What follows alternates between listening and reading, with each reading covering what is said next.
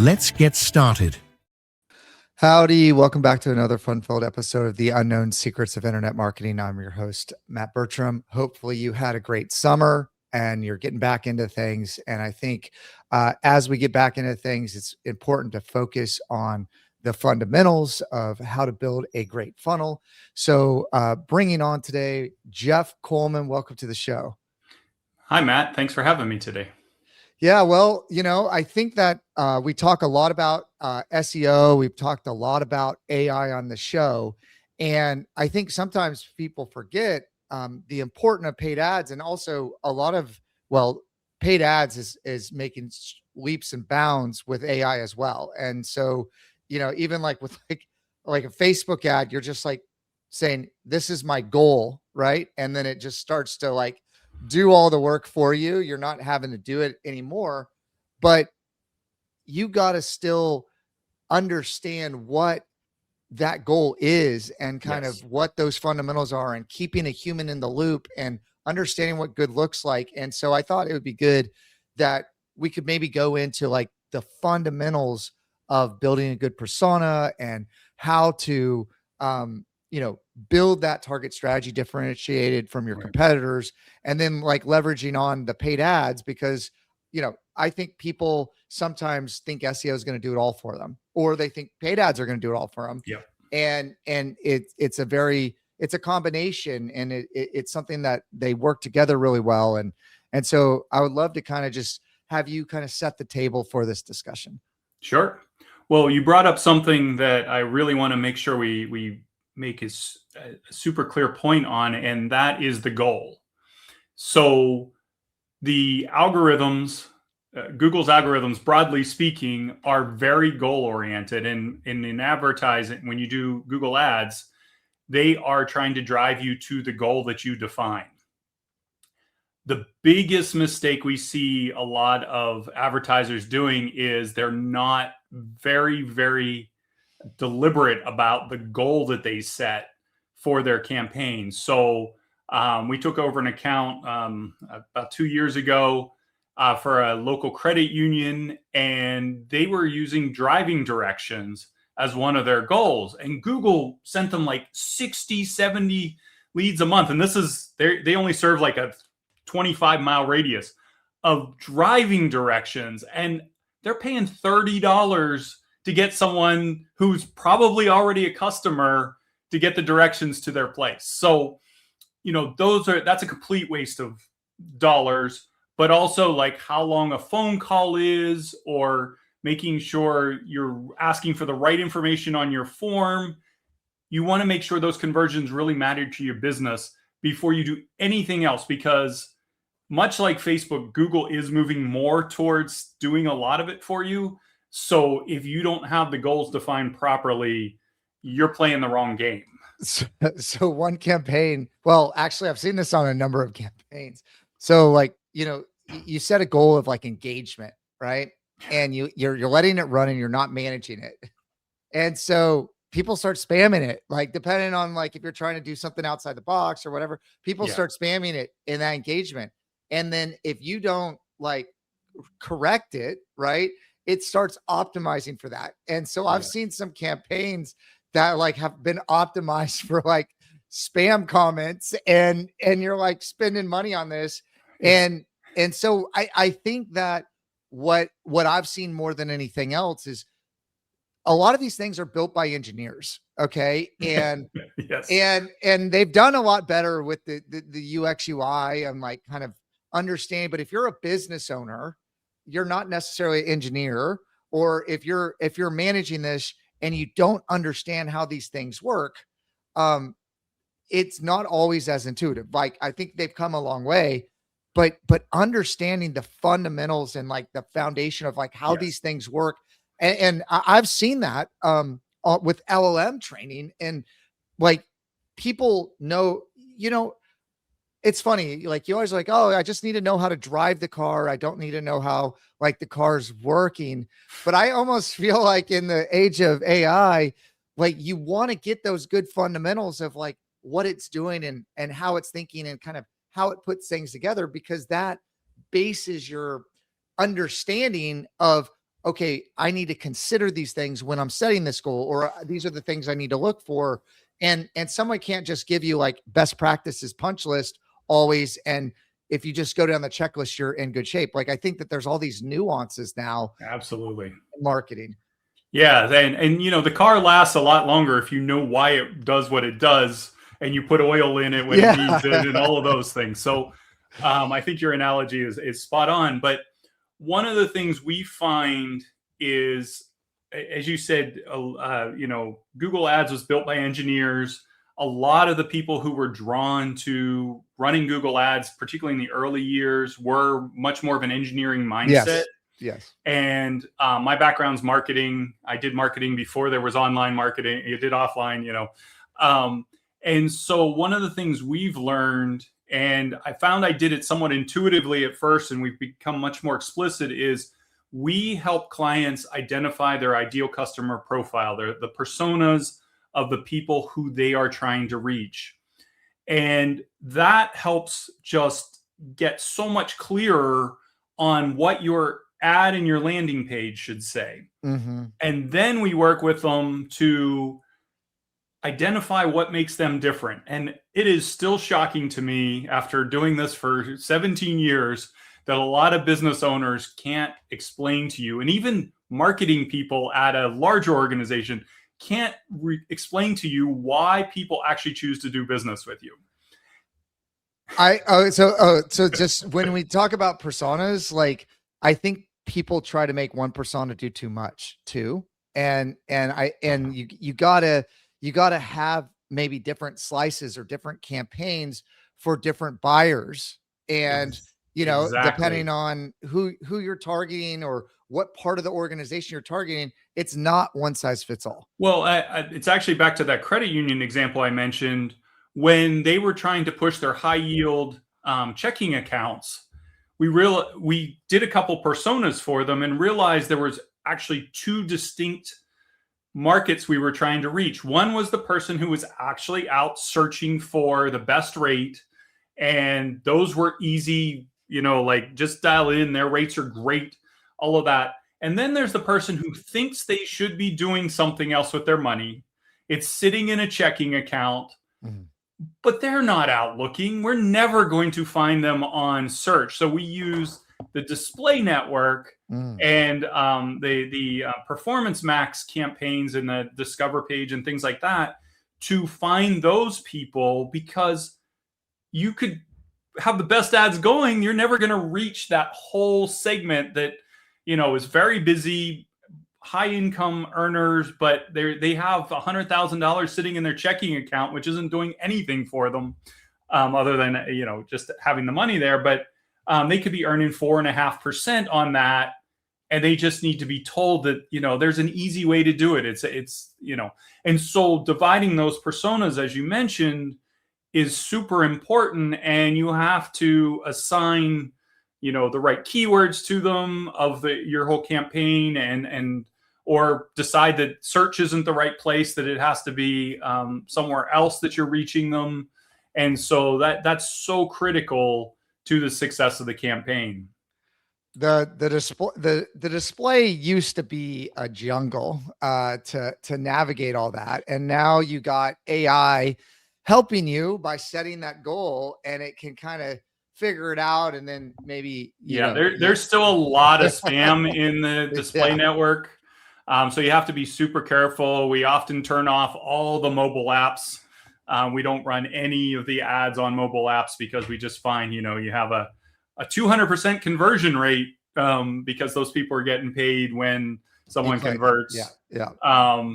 And so, you still have to be careful there, but it's still just reaching people in a different way. And maybe it's not even Google Ads that you're going to use in the end to reach certain personas, but by defining the personas, you know what, where to reach them, what messaging is going to make sense to them.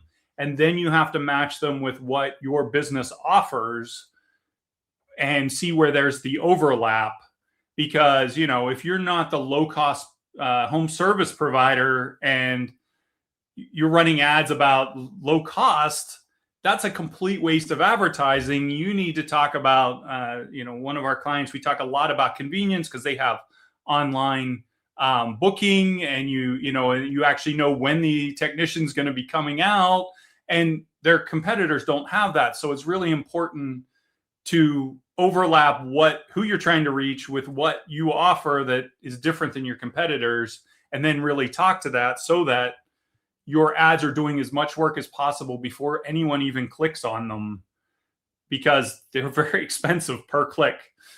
They used to be just a couple cents, and now some of these markets have been bid up where like the whole strategy has to be scrapped because it's just so saturated. And I think that there's been kind of this fan out of where ads get spent, and I think people forgot about the fundamentals to a certain degree, or they're just kind of like what the thing I've seen the most is, right, like, so the AI's running the campaign, and it's been running, like, maybe there's a goal, or there's something in there that over time you've spent this massive amount of money, and it's kind of figured it out, the conversions. And it's like, you can't stop that campaign. Like, that campaign knows too much, or it's going to reset all that. And like, so sometimes these campaigns come in, and my team like looks at it, and we're like talking, and we're like, we can't touch that one. Like, that one has to stay there as cringe as it is, because who knows what it's learned. And like, it would be nice if you could export some of that stuff at some point, but they don't want to share that, Yeah, there definitely are campaigns you don't want to touch, or you want to tweak only at the very margins because it's working. But that gets into a whole nother problem of not knowing how the campaign was built and trying to manage it for the client in the most effective way. Does get a little messy, but so I mean, like, one of the tips that I would recommend to everyone listening is, like, I don't like working campaigns like a light switch. I don't like, here's the campaigns that came in, let's shut these off and let's turn these on. And if a campaign's working, like, it needs to be like a gradual kind of transition, and also like testing stuff or building around stuff. But like, I just see it so much. I've heard some horror stories of clients that left us, and then they're like, oh, we're redoing the website, we're redoing the ad campaign. And so like all the SEO is going on, new ad campaign starting fresh. And the AI has got to relearn, and it just tanks rankings, and they call back, and they're like, we didn't take, we took for granted, like, how smooth everything was running for so long. We thought, that's just the way it was, right? Yeah, exactly. We've run into that, or someone wants to turn off a campaign for, reasons that might make business sense, but, and then they want to turn it back on in 6 months, and you're like, it doesn't remember, or enough has changed that it's starting from scratch, and the CPLs the cost per leads that were, $22 have suddenly jumped to $40. Yeah. And they're like, well, why'd that happen? I'm like, well, because you turned it off. And there's always business reasons to turn things off, because, sometimes that's really important to the business, you can't let the campaigns run it, but we do try and advise clients to take the gradual approach, turn things down rather than off if they, think they're going to use it again in the near future. So like, I've been trying, like, when I get involved in like talking to the clients, and you bleed into like marketing advice, right, and then like business advice, depending on who you're talking to and who the stakeholders are. But I sometimes like to say, like, okay, this is your like capital expenditure budget, or like these are your operation budget, and like these should almost be on all the time, considered as like branding that you're just always doing. And then like, if you have like a targeted campaign or seasonal or whatever, and you want to throw extra money at something because you're trying to like get an event or an action, like, do that. But I feel like with at least with smaller business owners, or kind of people in the professional services space, they want to go 0 to 100, turn it off, 0 to 100. Like it just does, like, it's more about the compounding value. Like, and people are like, oh, well, I want to run these ads. And I'm like, you can't create demand and then harvest the demand at the same time in like a 2-month window. Like, it's like, there's a lot of kind of discussions about how to think about this over the long term. And then that gets into a lot of like how to run your business advice to a certain degree. I don't know if you've bumped up against that. Yeah. So most of our clients are business owners, like the people we work directly with. And so they want to do things their way or what they think is the, most straightforward way. We've definitely bumped into that. We don't tend to do for our smaller clients much any branding work, what I would define as the branding. But it does matter to just keep things going and not, even turning it down to 10% of what it was is better than turning it off 100% when they. So let me ask you this, like, cause I've gotten like different opinions on it. I'm just curious, like your experience.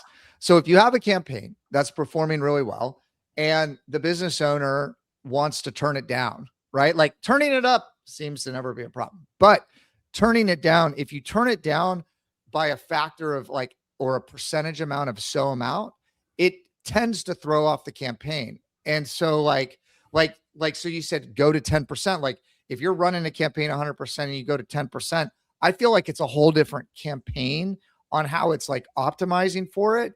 And I don't feel like you can drop it down.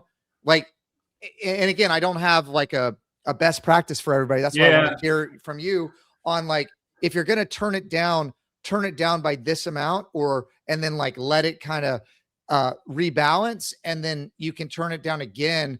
But again, the light switch analogy, I just feel like people like to jarringly change things.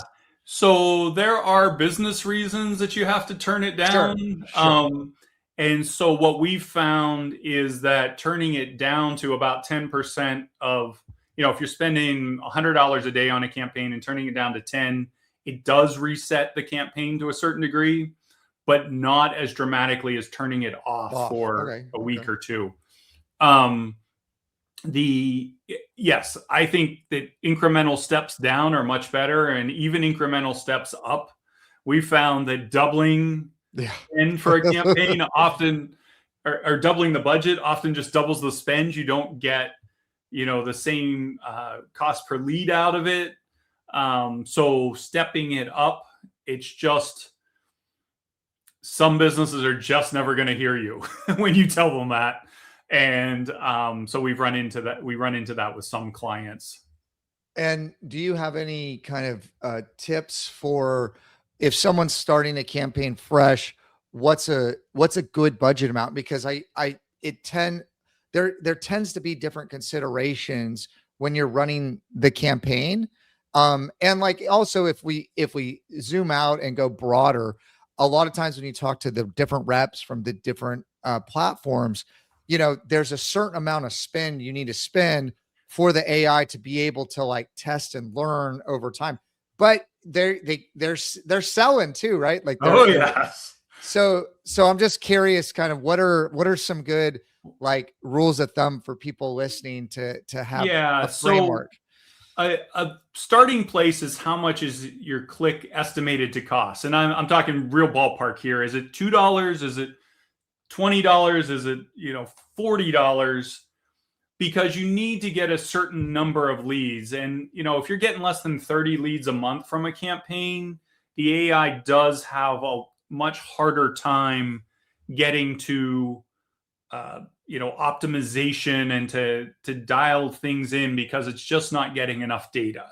So that's how we typically look at it, is if we get an estimate of what the cost per click should be for that particular campaign.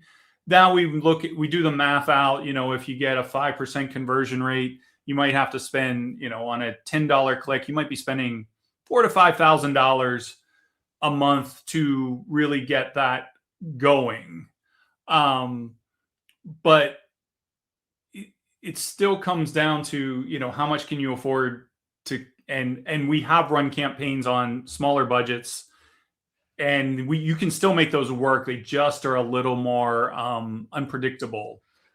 Okay. And so I would love to extend that conversation into kind of lead scoring. Okay. So like on e-commerce, it's very easy to see everything that's happening, right? But with a service-based business, something like that, professional services, they might be running it to a CRM. You hope that they're running it to a CRM. They're not always running it to a CRM, and they don't have like a good like feedback loop to know like, is this lead good or not? And so, if you're using like GA4 or like, what are you to a business owner that is trying to measure, like, is this a good lead, not lead? Like, I mean, you could thumbs up, like thumbs down, like, but how are you measuring that to feed it back to the AI to help it get better leads, to get to the right answer faster?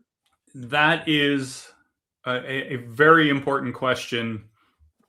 And with smaller clients who might be spending just a couple $1,000s a month, it can get pretty challenging to figure out the way to do it. So I'll give you a couple examples because it's different for different clients. So we have one client who does CPR training, and they come on site and they train like a whole team. They have some classes, but that's not what they want to focus on. What we have ended up doing is on their landing page, you get when you choose get a quote, you get a little pop-up that says, are you an individual looking for a class, or are you looking for on-site training? If they click the individual, that takes them to a completely different website that does have the few classes that they offer for individuals, and that's not counted as a conversion. If they actually fill in the form, that is considered a conversion, and that gets fed back into Google. That then tells Google that we are looking for people who want on-site training. They're probably in a business, they might be a dentist's office, or that's where they do a lot of it. And so over time, over a 6-month period, we saw their conversions completely change from almost half being individuals to just on-site. 95% are one on-site services. So that's one way. And they're spending maybe $8,000 a month on Google Ads in a fairly tight geographic area. We have a home care agency that sends people out, into your parents' home or whatever to care for them. And that one's been a nightmare for us because there are so many caregivers who are looking for jobs that call, and you end up spending money on those. What we just decided to do recently is they use CallRail to track their calls, and they're recorded, is one of our team members listens to every single call, and it's not a high volume. They're not spending a lot. It's a half dozen a week or so, but then tags them as a conversion or not a conversion, because there's just no, we've tried 100 different ways to try and keep the job seekers from calling. But now we're hoping that by tagging just the ones that are real leads, that will feed better data back into Google to get results there. So it becomes that's one of the biggest things. And we work with a number of smaller businesses we work with someone who does new market tax credits. This is like a tiny little market, but the leads are worth, a customer's worth $100,000 to them, kind of thing. So they're willing to do whatever. It's just you feeding that data back in. And to be honest, we haven't nailed it for them yet. We've tried a whole bunch of different things. I don't have a good story of how we've gotten that one down, but so you do mention a good thing that I haven't put those two together. I'm a little bit outside the sales process at this point, as well as I'm not in the trenches as much anymore. I'm providing like broader strategy, but man, like you made me think of something that's so good, and I'm going to have to go back to my team. And so if there's any other independents out there or agencies listening, one is we are hiring. Okay, so if you're listening, we're growing and we're going into busy season. So if you're really good and you're looking for work, reach out to us at EWR Digital. But yeah, what I wanted to say though is when you're selling landing pages for small businesses, and we've kind of tended to not work with, Jeff, as many small businesses anymore, because I feel like the consulting that we need to really be charging for eats into the operational budget of doing the work for the client. I think anybody listening understands what I'm saying. And if you're a business owner out there, please understand, explaining it to you and the time that an operator spends doing that does eat into the time that they could be working on your account that they have allocated. And so we've actually started to break that out. But landing pages have been somewhat a challenge depending on the industry or the business owner. And you're running ads to a it's not even quasi. You're just running it to whatever site that someone built for you. And like, you're just like, I'm just going to like, this funnel is, I'm just going to drop more stuff on there and like hope that it like converts. And the intentionality of the website could have been design. It could have been SEO. Typically conversions is like a lot less information. Like I'm a big fan, for anyone listening, of reverse I guess it's called reverse navigation, where the navigation's at the bottom. So you kind of have like, it's very clear. Here's the button you click. Like, I almost want to go back to the days of like the arrows, and the HTML and like the red light flashing, like click here. It's a little cringe, but I feel like it like directed you what to do. But you need a landing page to be able to tag the goals, to be able to train the AI to feed it. If you're running it to a website and, you might not have as much ability to manipulate the tracking in the way that you want to do it, as well as like the user flow, the landing page, it gets left off like so much. And sometimes like business owners are like, well, I have this site and it's fantastic. And like, why do I need a landing page? And then, okay, are we going to put it on a subdomain? Is it going to be a independent URL? Like it gets into all these like questions that fall back into like business strategy. Right. And so, I don't know, again, like I do a lot of consulting and also tell me your thoughts on this, but this is what I've found to be true over the years. People just don't like paying for strategy, which is crazy to me. It's like, oh, like, let's just go build a house. Like, let's not even use a blueprint. They're like, oh no, you have a blueprint, to build a house. Like, let's just build that house that you have the blueprint to. And I'm like, but your house, like you said at the beginning of this conversation, is unique to you. So we should customize that strategy. And so they want that like bundled together. And then they want, they usually pull the trigger when the pain is so great that they're like, we got to go now. And I'm like, well, like let's take some time so we don't blow a bunch of money. There's a lot of like, I feel like things that need to happen, set up and consulting and even testing before you can really get into it. And so for any business owners out there listening, like plan some stuff out a little bit more and give yourself some ramp up time, and don't pull the trigger when it's so painful. I know you're like, oh, I need to do this, but like in the emergency mode, it's hard to solve a problem if the business is looking at it the first time. And then if you don't want to pay for the strategy, okay, like if you don't want to pay for the strategy, then you really like, that's where I've seen the rise of like, well, we do all of this industry. Okay. We do all of this industry, but guess what? Again, so I'm not saying that that's the right way to go either, because these cookie cutter strategies, I've seen the reverse feedback happen, right? Like, so if you're like, oh, I just want this company that just does this. And I'll tell you, I didn't intentionally ever do that. I did, remodelers for a long time, like home construction and cabinet. And at one point, and this was just like word of mouth, like referrals. This is like early on in my career.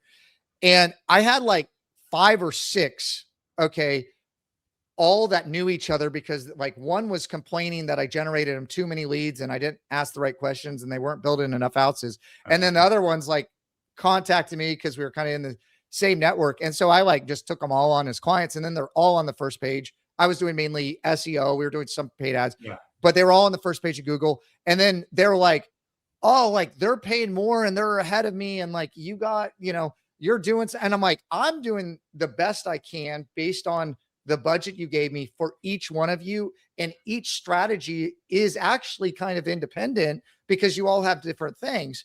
But it was a big learning experience for me. And I was like, oh, we only want to take like one in like a certain geographic area, because they want you to be their team. But if anybody's listening to me, I know I'm moving fast, but hopefully you understand, and maybe have had a similar war story to this. But there are pluses and minuses, I guess, of what I'm saying when you're looking at like a specialty company that only does one set. So they have experience in that industry, but it becomes groupthink and it becomes templated to a certain degree.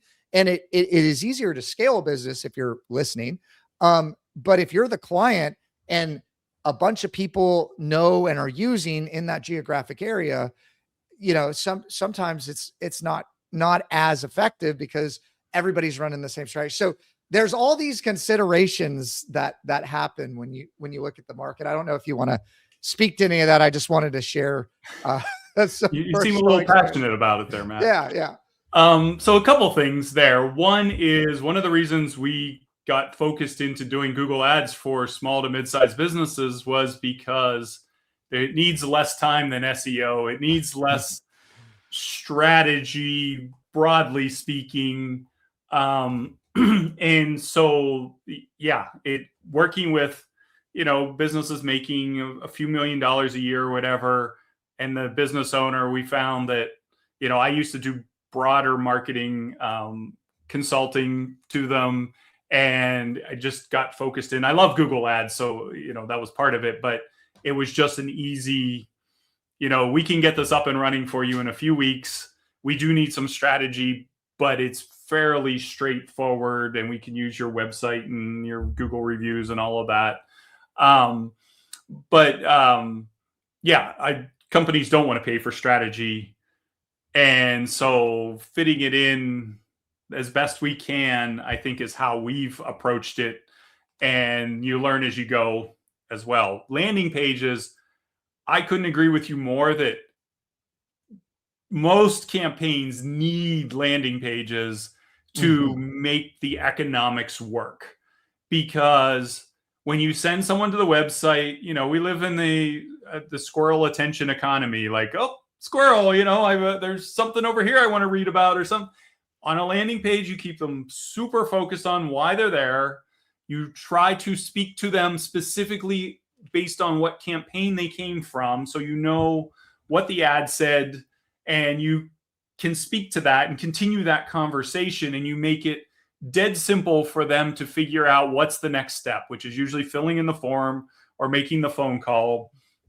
And so if you are going to run Google Ads, I highly, highly recommend you run it to a landing page, not your main website, because main websites have multiple jobs. You want a landing page that has one job, and that is to get the person to convert. And you'll see much better results from that. And I've seen numbers, at least for service businesses, it's about 3 times the rate of conversion on a landing page just across the whole market than it is on your website. And with the landing page, put the same offer that's on the ad on the landing page. And even if you get into like, I'm a little more artistic and elegant. I like to solve big problems. And that's why I have a whole team that like is executing. I get brought in on the hardest problems, Jeff. And so, but I would tell you that algorithmically, right, at a very simplistic level, the AIs have got smarter. They're looking for pattern recognition. They're looking for matching. Absolutely. And I've seen this in like even social media, or even social media posts. If in your like headline, you say you do something and you talk about what you do, there's a higher like distribution rate. Okay. Mhm. With ads, if you're saying what the offer is and it's on the landing page and they check it and they match it, because you got to have that Yeah, where the target absolutely. page is, your cost per click's gonna go down. Yep. And to your point, a homepage or a website is trying to do multiple things, and the landing page is trying to do one thing. And if you want to, like, the analogy I use for everybody is like, if you're going to a restaurant, you know, those machines, and actually it's funny. Anyways, side note, squirrel, purple squirrel. I know the person that invented it, but anyways, those machines that you go to and you fill them up, right? You press what you want, like tea, water, different kind of like sodas. Like, not very many people would do like a suicide. I used to call it a suicide. Like, you get a little bit of all of them, right? And then it gets really diluted. And then you take a sip of it and you're like, or when you drink water and you think it's Sprite or vice versa or something like that, like, you're not getting what you want.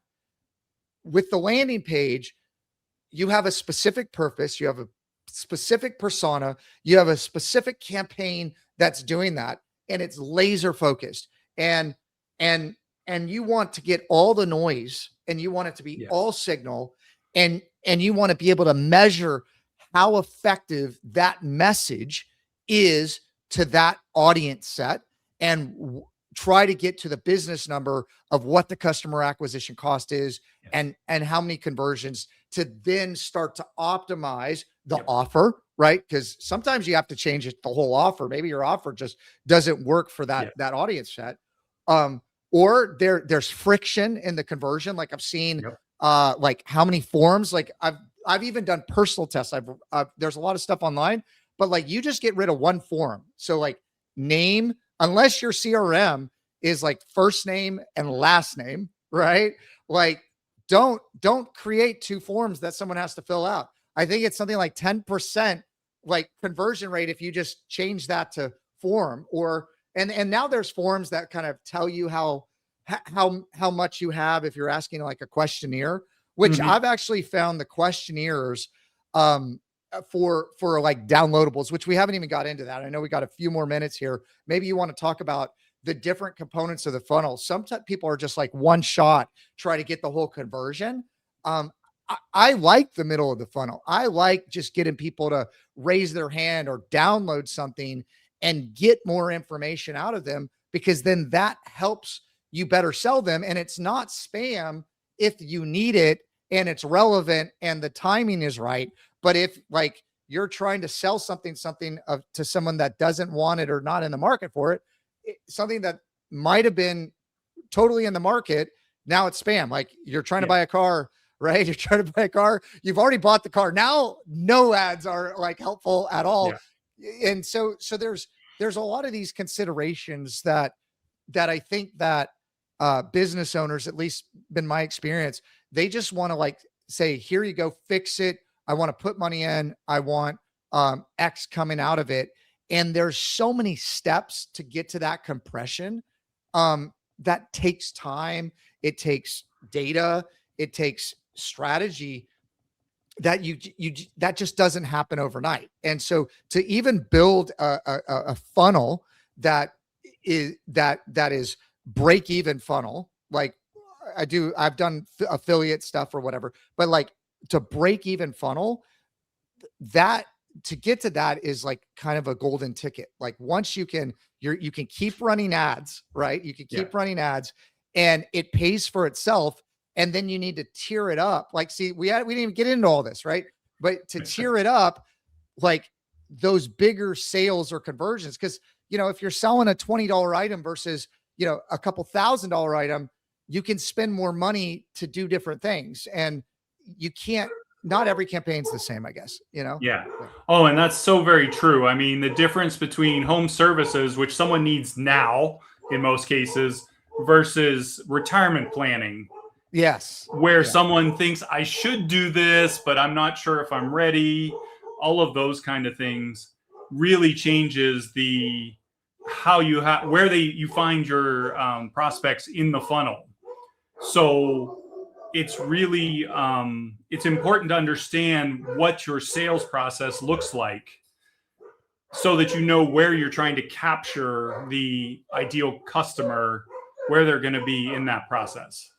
Yeah. So as y'all can probably hear, I bet Jeff's got dogs, and Amazon or something has sold something. And no, just kidding. So keep going, Jeff.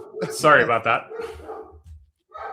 No worries. So so I love this conversation. I think like easily this can be broken out into a workshop or, a whiteboarding session, because this is fundamentals that people tend to skip over. Yes. And I've even seen a lot of people are launching AI, and, AI sometimes goes off the rails, man. You gotta build the guardrails. You got to know what good looks like. You want to break it into small components of what you're doing. And to have someone that has this kind of institutional knowledge of how to convert somebody, AI doesn't replace that. It enhances it. It helps with crunching data. It comes with trends. It comes with really on the paid ad side. People don't give these platforms as much credit. I think, I know we're talking about paid ads here, but man, what was it? Facebook just launched a new AI where, from a privacy standpoint, they got crushed from we can't just look at tracking the people. We actually have to do intent-based targeting, and they rebuilt their whole ad platform from the bottom up. And Facebook is just doing exactly what you're saying on the fundamental side. And if you know how to leverage that automation or to leverage that agentic ability, you could just absolutely crush it. But tell me a little bit about Factor 4 marketing, factor4.com, kind of what y'all are doing, and kind of how to better get in touch with you. Yeah, so we focus on service businesses, typically people with little higher ticket items, and we're a team of 5. Well, I'm sorry, I have 5 employees, team of 6 total. And we love helping clients figure out these kind of sticky problems with Google Ads. That's where I have the most fun, is if you can't figure out what conversions to be focused on, how can we fine tune that so that you actually are getting what you want, you're feeding the right information back into the Google Ads or Microsoft Ads, so that you can get the results that you're really looking for. You can find us at factor4.com. As I mentioned, we're small. You fill in the contact form. It actually comes to me. I'm happy to set up a conversation to talk about what you're struggling with, what you're trying to achieve. And, we work with small to mid-sized businesses. We do have some larger clients, but really my sweet spot is helping business owners who are in that mid-size type of business that really want to figure out how to get a consistent flow of new leads coming in every month. So guys, Jeff Coleman is somebody you should have in your back pocket, or someone like him. If you're a business owner out there, you might not need paid ads right now, or you might be in between agencies, or you might want to get an audit on your existing kind of ads that are running. That is one thing I recommend, a health check every year, and also go to different doctors. I think that, different prescriptions and are important to look at, because people are going to look at it from a different angle. So a health check, but having somebody, if you're a business owner like Jeff, that you can reach out to, that you could call, that you can talk to his team, and they're really going to put the focus and attention on your business, I think is incredibly important. So, save his information and go check out factor4.com. Thank you so much for listening. Jeff, I want to ask you one question. All right. What is the one biggest, last question? What is one of the biggest unknown secrets of internet marketing that you feel like people have forgotten or left out, or they come in and you tend to see the same thing over and over and over again? It was actually what we started with, was the conversions. They're just not thinking about what is the real goal of my campaign. And if you can nail that, everything else gets a little easier and you're really focused on what matters most. I love that. So guys, if you want to grow your business with the largest, most powerful tool on the planet, the internet, and now like with the function of AI and agentic, keep listening to this podcast for more great tips. Like I said, we are hiring ewrdigital.com. You can check out what we do, doing a lot of reputation management stuff. We're doing a lot of like showing up in AI. We're full service, but they sponsor this podcast. They keep it going. We've been doing this for 15 plus years consistently. Wow. So thank you so much for your support. Leave comments, leave reviews. We really appreciate it. Until the next time, my name is Matt Bertram. Bye-bye for now.